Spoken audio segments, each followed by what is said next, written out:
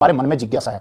तो आज का जो ये लेक्चर है, यहां पर मैं बड़े विस्तृत रूप से पृथ्वीराज चौहान थर्ड यानी अजमेर के जो चौहान शासक थे पृथ्वीराज चौहान थर्ड और मोहम्मद गोरी के मध्य के संघर्षों संबंधों की काफी विस्तृत रूप से आपके साथ में चर्चा करने वाला हूं। पृथ्वीराज चौहान थर्ड और मोहम्मद गोरी के मध्य में दो निर्णायक युद्ध हुए थे और ये युद्ध थे तराइन का पहला युद्ध सन 1191 ईस्वी में और एक था तराइन का दूसरा युद्ध 1192 ईस्वी में। तराइन जो कि वर्तमान में भारत के हरियाणा राज्य में आता है, हरियाणा के करनाल जिले में। तो तराइन के इन युद्धों में यानी तराइन के पहले युद्ध में 1191 में पृथ्वीराज चौहान थर्ड ने, अजमेर के चौहान शासक पृथ्वीराज चौहान थर्ड ने मोहम्मद गोरी को पराजित किया था, जिसमें मोहम्मद गोरी अपनी जान बचाकर वापस गजनी भाग गया था। और तराइन के दूसरे युद्ध में यानी कि बहुत कम समय के बाद तराइन के दूसरे युद्ध में सन 1192 ईस्वी में मोहम्मद गोरी ने पृथ्वीराज चौहान थर्ड को पराजित कर दिया था और इसके बाद पृथ्वीराज चौहान की मृत्यु हो गई थी। हालांकि पृथ्वीराज चौहान की मृत्यु कैसे हुई इस पर तो मुझे काफी अभी विस्तृत रूप से आपके साथ में चर्चा करनी है, लेकिन ये दो ऐसे युद्ध हैं जिनके बारे में हिंदू स्त्रोतों में भी और मुस्लिम ऐतिहासिक स्त्रोतों में भी हमको देखने को मिलता है। लेकिन इसके अतिरिक्त यानी इन दोनों युद्धों के अतिरिक्त पृथ्वीराज चौहान थर्ड और मोहम्मद गोरी के मध्य में जो संघर्ष हुए थे वो भी हमको देखने को मिलते हैं, लेकिन उनकी जानकारी हमको मुस्लिम ऐतिहासिक स्त्रोतों में नहीं मिल पाती। लेकिन जिन स्त्रोतों में हमको देखने को मिलती है एक बार उनकी भी मैं चर्चा कर लेता हूं आपके साथ में, क्योंकि एग्जाम्स के हिसाब से भी काफी इंपॉर्टेंट है। जैसे एक तो है पृथ्वीराज रासो, जो कि चंद्र बरदाई के द्वारा लिखा गया है। इसमें मोहम्मद गोरी और पृथ्वीराज चौहान के मध्य 21 बार संघर्ष होना बताया गया है। सूरजन चरित्र, जिसके लेखक हैं चंद्रशेखर, इसमें भी दोनों के मध्य 21 बार संघर्ष होना बताया है। इसके अलावा हमीर महाकाव्य नयन चंद्र सूरी के द्वारा लिखा गया है, इसमें 7 बार संघर्ष होना बताया है। प्रबंध कोश जो कि राजशेखर के द्वारा लिखा गया है, दोनों के बीच में 20 बार संघर्ष होना बताया है। और प्रबंध चिंतामणि जो कि आचार्य मेरु तुंग के द्वारा लिखा गया है और इसमें दोनों के मध्य में 23 बार संघर्ष होना बताया गया है। हालांकि इन संघर्षों की या इन छोटे मोटे युद्धों की जानकारी हमको फारसी तवारीखों में या मुस्लिम ऐतिहासिक स्त्रोतों में देखने को नहीं मिलती। मुस्लिम स्त्रोतों में हमको केवल 2 युद्धों के बारे में ही पता चलता है, तराइन का पहला युद्ध और तराइन का दूसरा युद्ध। वैसे इन संघर्षों के बारे में गोपीनाथ शर्मा ने यह कहा है कि हो सकता है ये जो संघर्ष हुए हों ये सीमांत झगड़े हो यानी सीमाओं पर हुए छोटे मोटे झगड़े हों। ठीक है, अब हम थोड़ा और आगे की ओर बढ़ते हैं और सबसे पहले हम लेंगे पृथ्वीराज चौहान और मोहम्मद गोरी के मध्य हुए तराइन के युद्ध के बारे में, तराइन के प्रथम युद्ध के बारे में सन 1191 के बारे में। लेकिन उससे पहले एक बार थोड़ी बहुत मोहम्मद गोरी को लेकर चर्चा कर लेते हैं। देखिए, सन 1173 ईस्वी में मोहम्मद गोरी को गजनी का गवर्नर बनाया गया यानी सेना का अध्यक्ष बनाया गया। सन 1173 ईस्वी में गजनी के जो शासक थे वो मोहम्मद गोरी के भाई थे, जिनका नाम था गयासुद्दीन गोरी। और गयासुद्दीन गोरी ने अपने भाई शहाबुद्दीन गोरी को, जिनको हम मोहम्मद गोरी के नाम से जानते हैं, शहाबुद्दीन गोरी को गजनी का गवर्नर बना दिया था यानी सेना का अध्यक्ष बना दिया था। अब मोहम्मद गोरी ने भी अपने भाई के प्रति यानी गजनी राज्य के प्रति बड़ी निष्ठा से काम किया और राज्य विस्तार करना शुरू कर दिया। मोहम्मद गोरी ने सन 1175 ईस्वी में मुल्तान पर अधिकार कर लिया। 1178 ईस्वी में गुजरात को भी लेने का प्रयास किया था, लेकिन गुजरात के जो शासक थे चालुक्य शासक भीम सेकंड, उन्होंने मोहम्मद गोरी को पराजित कर दिया और मोहम्मद गोरी को गुजरात की ओर से वापस लौटना पड़ा। तो इसके बाद मोहम्मद गोरी को यह समझ में आ गया कि यदि भारत में राज्य का विस्तार करना है, भारत में आगे की ओर बढ़ना है, तो सबसे पहले उत्तर पश्चिम के क्षेत्र में अपनी सेना को मजबूत करना पड़ेगा। इसीलिए सन 1181 ईस्वी में मोहम्मद गोरी ने एक तो सियालकोट का दुर्ग बनाया। सियालकोट वर्तमान में आता है पाकिस्तान में। और 1186 ईस्वी में लाहौर पर अपना अधिकार कर लिया। लाहौर का उस समय जो शासक था वो था मलिक खुसरू। मलिक खुसरू को पराजित करके लाहौर पर अधिकार कर लिया। यानी अब मोहम्मद गोरी उत्तर पश्चिम में अपनी स्थिति को मजबूत बना चुका है। इसके बाद मोहम्मद गोरी ने तबर हिंद, जिसको हम सरहिंद के नाम से जानते हैं, वर्तमान जिसको हम कहते हैं भटिंडा, जो कि पंजाब में आता है, तो मोहम्मद गोरी ने तबर हिंद या सरहिंद पर अधिकार करने के लिए आगे की ओर बढ़ा और 1191 ईस्वी में तबर हिंद पर उसने अपना अधिकार कर लिया। तो पृथ्वीराज चौहान ने मोहम्मद गोरी को सबक सिखाने के लिए मोहम्मद गोरी को पराजित किया। तराइन का प्रथम युद्ध हुआ। तराइन वर्तमान में आता है भारत के हरियाणा में, हरियाणा के करनाल जिले में, जिसमें पृथ्वीराज चौहान थर्ड की विजय हुई और मोहम्मद गोरी पराजित हुआ। इस युद्ध के दौरान ऐसा बताया जाता है कि पृथ्वीराज चौहान की ओर से दिल्ली के जो शासक लड़ रहे थे उनका नाम था गोविंद राय। तो मोहम्मद गोरी ने जब गोविंद राय की ओर भाला फेंका तो भाला फेंकने में गोविंद राय के 2 दांत टूट गए थे। तो गोविंद राय ने भी इसके उत्तर में मोहम्मद गोरी की ओर भाला फेंका, जिसके कारण मोहम्मद गोरी घायल हो गया और मोहम्मद गोरी को अपनी जान बचाकर वापस भागना पड़ा और वो गजनी की ओर चला गया। तो मोहम्मद गोरी के यहां से निकलते ही उसकी सेना में भी अफरा तफरी मच गई और उसकी सेना वापस गजनी की ओर लौट गई। तो यहां पर इस प्रथम युद्ध में पृथ्वीराज चौहान विजयी रहे, मोहम्मद गोरी यहां पर पराजित हो गया। अब यहां इस युद्ध के बाद पृथ्वीराज चौहान को क्या किया जाना था वो हम बाद में चर्चा करेंगे, जब तराइन का दूसरा युद्ध हो जाएगा। उसके बाद फाइनल हम कंक्लूजन पर पहुंचेंगे। तो पहले युद्ध में तो पृथ्वीराज चौहान यहां पर जीत चुके थे, लेकिन अब आप सोचिए 1191 ईस्वी में हारने के बाद मोहम्मद गोरी बैठने की बजाय उसने अपनी सेना तैयार करनी शुरू कर दी। और जब तराइन का दूसरा युद्ध हुआ सन 1192 ईस्वी में, तो उससे पहले उसने अपनी सेना को काफी मजबूत किया, प्रशिक्षित किया, एक विशाल सेना बनाई और लगभग 1,20,000 सैनिक लेकर वो वापस तराइन के मैदान में आकर डट गया। अब हम बात कर लेते हैं तराइन के दूसरे युद्ध की। तो तराइन का दूसरा युद्ध हुआ 1192 ईस्वी में और इस युद्ध में मोहम्मद गोरी ने पृथ्वीराज चौहान को पराजित कर दिया। अब सोचने की बात यह है, इन कारणों पर गंभीर रूप से विचार करने की बात यह है कि आखिर मात्र 1 वर्ष के अंतराल में ही, तराइन के पहले युद्ध में 1191 में तो मोहम्मद गोरी पराजित हो गया था, बुरी तरह घायल हो गया था और अपनी जान बचाने के लिए उसको गजनी भागना पड़ा था, लेकिन मात्र 1 वर्ष में ही सारी स्थिति और परिस्थिति को कैसे पलट दिया गया कि तराइन के दूसरे युद्ध में 1192 ईस्वी में मोहम्मद गोरी ने पृथ्वीराज चौहान को पराजित कर दिया। तो यहां पर हम इन कारणों पर विचार करते हैं और ये दोनों ओर के ही कारण हैं। हमको देखने पड़ेंगे पहले मोहम्मद गोरी की ओर के कारण क्या है और पृथ्वीराज चौहान की ओर के कारण क्या है।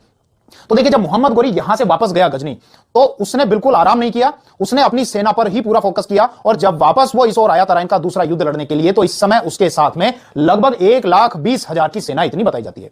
यहां पर मोहम्मद गोरी ने अपनी सेना में लगभग सभी वर्गों को, अफगानों को, तुर्कों को, इन सभी को सम्मिलित किया, इनको प्रशिक्षित किया। और साथ ही साथ उसने दूसरे मोर्चे पर भी काम किया।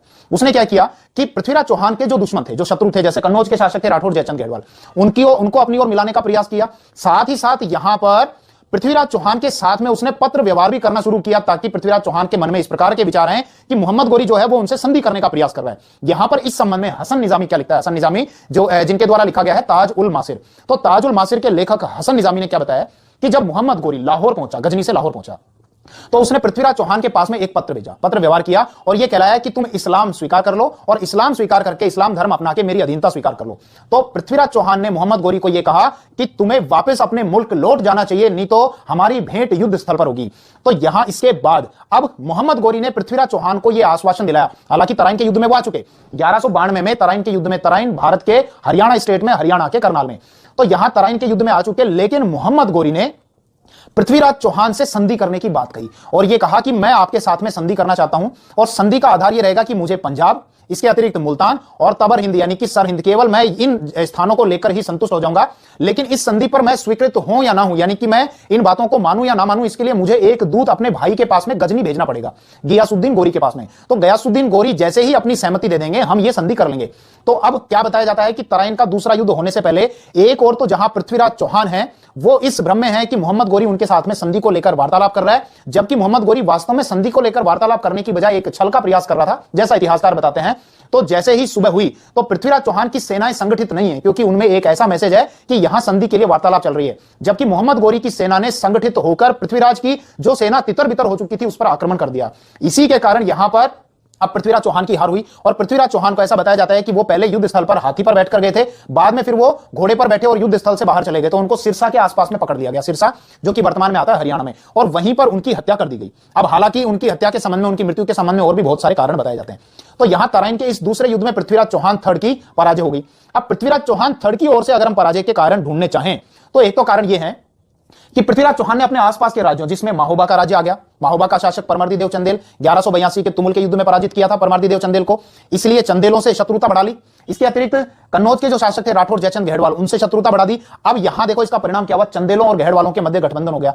तो पृथ्वीराज चौहान ने महोबा के राज्य पर अधिकार तो कर लिया, यानी महोबा राज्य की भूमि उनके अधिकार में तो आ गई, लेकिन अब इसको सुरक्षित रखने के लिए जहां पर चंदेलों और गढ़वालों के मध्य गठबंधन हो गया था, तो इन दोनों के विरुद्ध पृथ्वीराज चौहान को अपनी एक बहुत विशाल, बहुत बड़ी सेना इस ओर लगाकर रखनी पड़ रही थी, महोबा और कन्नौज की ओर, जिसके कारण उनको आर्थिक फायदा होने की बजाय आर्थिक नुकसान होना शुरू हो गया। इसके अतिरिक्त अगर हम दक्षिण में देखें तो वहां गुजरात, वहां चालुक्य थे, तो चालुक्यों के साथ में भी पृथ्वीराज चौहान ने संघर्ष कर लिया था। यानी कहने का मतलब पृथ्वीराज चौहान ने अपने आसपास के सारे राज्यों से शत्रुता कर ली थी, अपना राज्य विस्तारित करने के लिए, चौहान साम्राज्य को विस्तारित करने के लिए। इसी के कारण जब तराइन का दूसरा युद्ध हुआ तो उनको कोई सहयोगी मिल नहीं पाया। हालांकि केवल यही एकमात्र कारण नहीं है, क्योंकि इससे पहले हम जानते हैं तराइन का जो पहला युद्ध था 1191 का, उसमें पृथ्वीराज चौहान ने बिना किसी के सहयोग के ही मोहम्मद गोरी को पराजित कर दिया था।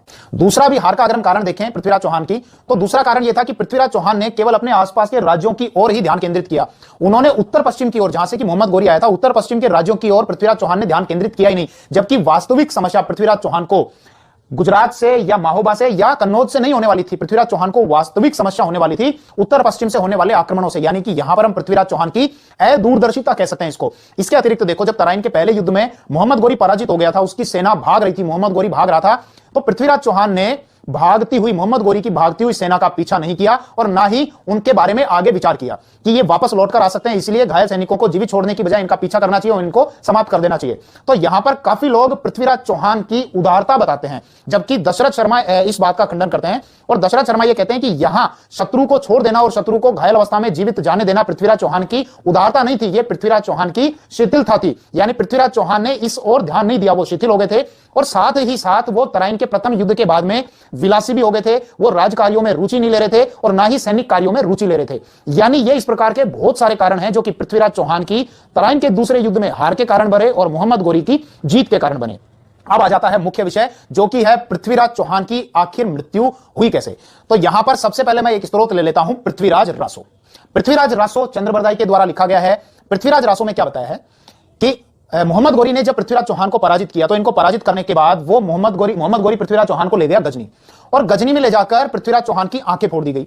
बाद में ऐसा भी लिखा गया पृथ्वीराज रासो में कि चंद्रबरदाई जो हैं, जो कि पृथ्वीराज चौहान के मित्र भी थे और उनके दरबार के कवि भी थे, तो चंद्रबरदाई गजनी गए, वहां पर उन्होंने मोहम्मद गोरी को यह बताया कि पृथ्वीराज चौहान की आंखें नहीं है, लेकिन फिर भी आंखें फोड़ दी थी ना मोहम्मद गोरी ने पृथ्वीराज चौहान की। तो चंद्रबरदाई ने मोहम्मद गोरी को यह बताया कि ये शब्द भेदी बाण चला सकते हैं, यानी बिना देखे भी निशाना लगा सकते हैं, अपने टारगेट पर निशाना लगा सकते हैं, तो आप इनका ये कर्तव्य देखिए। तो वहां एक बड़े सिंहासन पर मोहम्मद गोरी बैठ गया ऊंचाई पर, और पृथ्वीराज चौहान को उनके सामने लाया गया।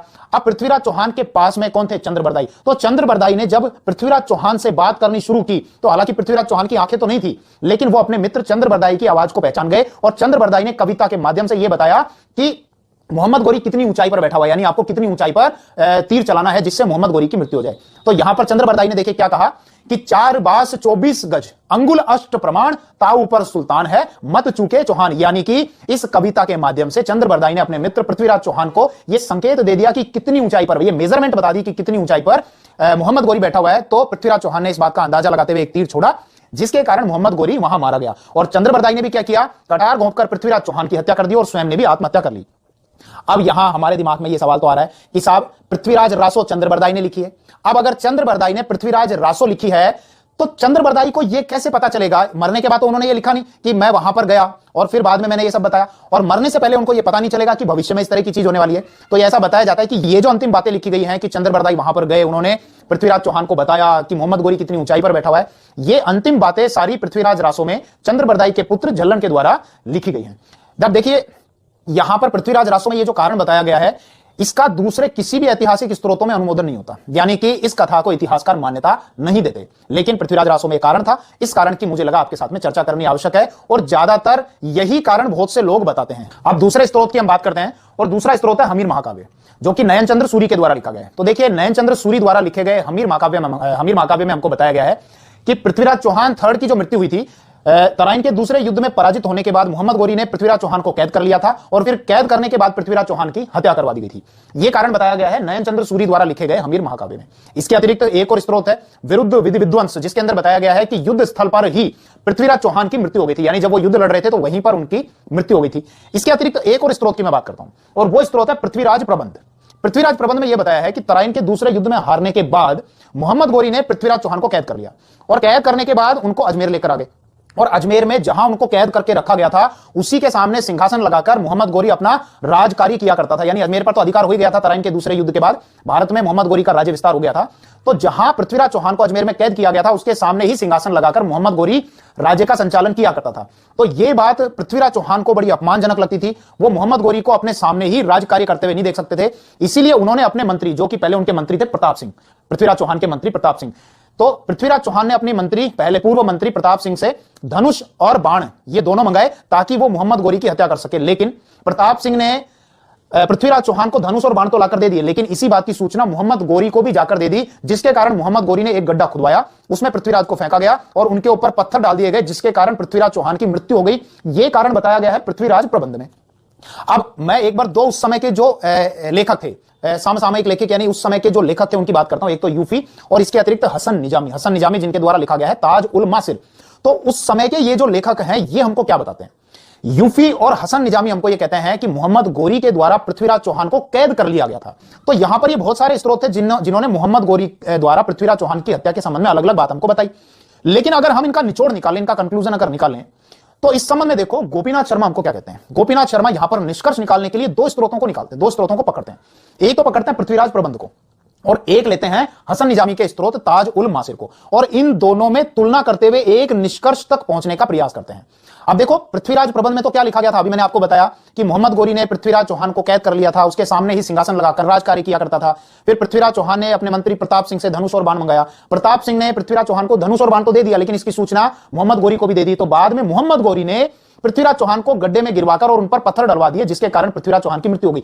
यानी कि पृथ्वीराज प्रबंध यह कहता है कि मोहम्मद गोरी ने पृथ्वीराज चौहान को कैद करने के बाद फिर मरवा दिया, और हसन निजामी का ताज उल मासिर भी यही कहता है कि मोहम्मद गोरी ने पृथ्वीराज चौहान को कैद किया और कैद करने के बाद मरवा दिया। तो यहां गोपीनाथ शर्मा यह कहते हैं कि इन दोनों की बातों में एक बात कॉमन यह है कि पृथ्वीराज चौहान को कैद किया गया, और कैद करने के बाद पृथ्वीराज चौहान की हत्या करा दी गई। तो ऐसा हुआ होगा। हालांकि अब जो गोपीनाथ शर्मा कह रहे हैं उसके संबंध में वो प्रमाण भी रखते हैं, मैं अभी उनकी चर्चा करूंगा। तो गोपीनाथ शर्मा क्या कहते हैं, ऐसा हुआ होगा कि पृथ्वीराज चौहान को आश्रित शासक बनाया गया होगा, यानी मोहम्मद गोरी ने जीतने के बाद वापस अजमेर का राज्य पृथ्वीराज चौहान को दे दिया होगा और उनको एक आश्रित शासक बनाया होगा, यानी कि मोहम्मद गोरी के अधीन रहते हुए शासन करने के लिए कहा होगा। लेकिन जब पृथ्वीराज चौहान को यह बात अपमानजनक लगी कि वो मोहम्मद गोरी के अधीन रहते हुए शासन कर रहे हैं, जैसा गोपीनाथ शर्मा कह रहे हैं, तो पृथ्वीराज चौहान ने मोहम्मद गोरी की हत्या का षड्यंत्र किया होगा, जिसके कारण मोहम्मद गोरी को जब पता चला तो उन्होंने पृथ्वीराज चौहान की हत्या करवा दी। अब यहां अपनी इस बात को रखने के पक्ष में वो तर्क भी देते हैं, वो प्रमाण भी देते हैं। वो क्या कहते हैं कि हमको मोहम्मद गोरी के समय के यहां अजमेर में चलाए हुए हमको सिक्के मिलते हैं।